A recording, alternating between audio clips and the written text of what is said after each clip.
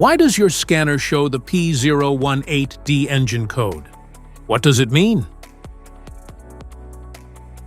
P018D is a diagnostic trouble code for fuel pressure sensor B circuit high.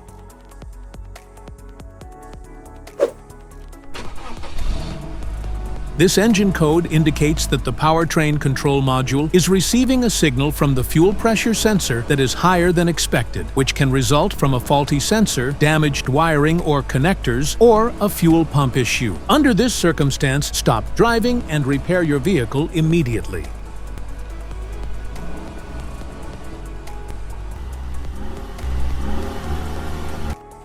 So, what causes this imbalance? Here are the most common culprits. This error can be caused by these possible faults in your vehicle. Faulty fuel pressure sensor B. Wiring issues. Poor electrical connections. PCM problems. Fuel pump issues.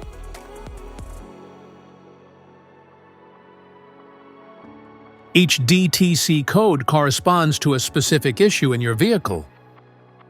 This error code occurs in any OBD2-equipped vehicles, especially those in manufacture since 1996. It is commonly found in Ram 1500 and Chevy Suburban models.